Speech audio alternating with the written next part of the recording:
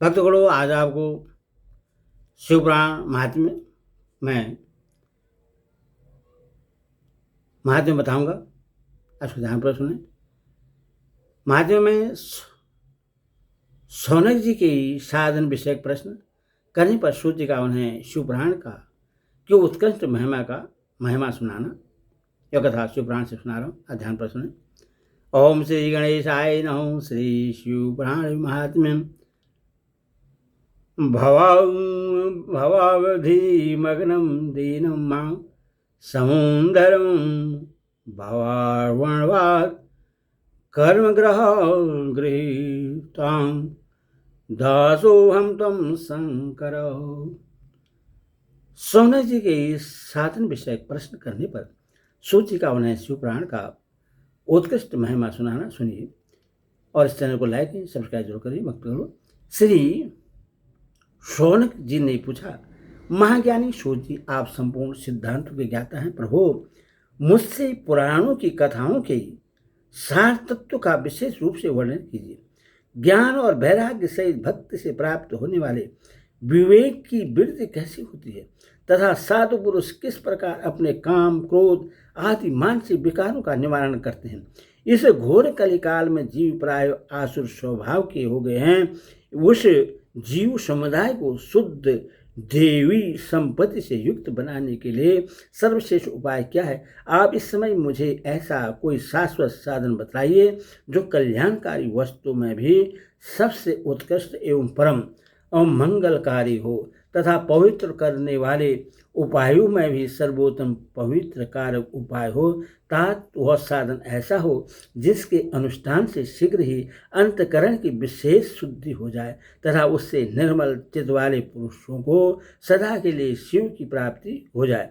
श्री सूर्य जी कहते हैं, मुनिश्रेष्ठ सौनक, तुम धन्य हो क्योंकि तुम्हारे हृदय में पुराण कथा सुनने की विशेष प्रेम एवं लालसा है। इसीलिए मैं शुद्ध बुद्धि से विचार कर तुमसे परम उत्तम शास्त्र का वर्णन करता हूँ। वस यह संपूर्ण शास्त्रों के सिद्धांतों से संपन्न भक्ति आदि को बढ़ाने वाला तथा भगवान शिव को संतुष्ट करने वाला है। कानों के लिए रसायन अमृत स्वरूप तथा दिव्य है। तुम उसे स्मरण करो। मुने, यह परम उत्तम शास्त्र है शिवपुराण, जिसका पूर्व काल भगवान शिव ने ही प्रवचन किया था। यह काल रूपी सर्प से प्राप्त होने वाले महान त्रास का विनाश करने वाला उत्तम साधन है। गुरुदेव व्यास ने संतन कुमार मुनि का उपदेश पाकर बड़े आदर से संक्षेप में इस पुराण का प्रतिपादन किया है। इस पुराण के परिणयन का उद्देश्य है कलयुग में उत्पन्न होने वाले मनुष्य के परम हित का साधन। यह शिवपुराण परम उत्तम शास्त्र है। इससे इस भूतल पर भगवान शिव का वाडमय स्वरूप समझना चाहिए और सब प्रकार से इसका सेवन करना चाहिए। इसका पठन और श्रवण सर्व साधन रूप है। इस शिव भक्ति पाकर श्रेष्ठ स्थिति में पहुंचा हुआ मनुष्य शीघ्र ही शिवपद को प्राप्त कर लेता है।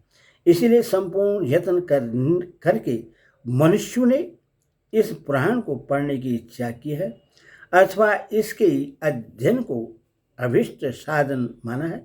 इसी तरह इसका प्रेम पूर्वक श्रवण भी संपूर्ण मनोवांछित फलों को देने वाला है। भगवान शिव के इस पुराण को सुनने से मनुष्य सब पापों से मुक्त हो जाता है तथा इस जीवन में बड़े बड़े उत्कृष्ट भोगों का उपभोग करके अंत में शिवलोक को प्राप्त कर लेता है।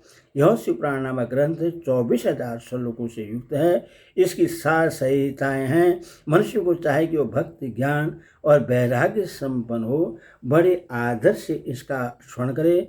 7 संहिताओं से युक्त यह दिव्य शिवपुराण पर ब्रह्मा परमात्मा के समान विराजमान है और सबसे उत्कृष्ट गति प्रदान करने वाला है। जो निरंतर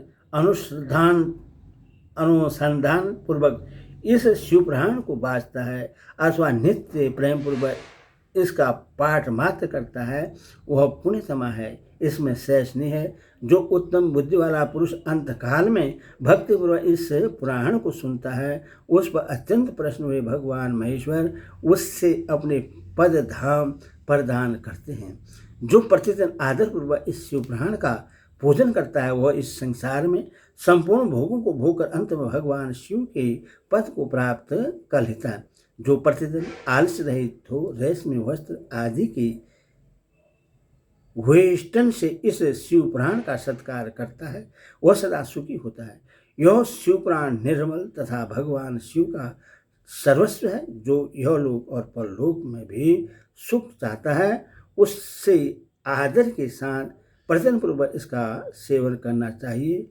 यह निर्मल एवं उत्तम शिव पुराण धर्म, अर्थ, काम और मोक्ष रूप चारों पुरुषार्थों को देने वाला है। अतः सदा प्रेम पूर्वक इसका श्रवण एवं विशेष पाठ करना चाहिए। ओम नमः शिवाय, ओम नमः शिवाय।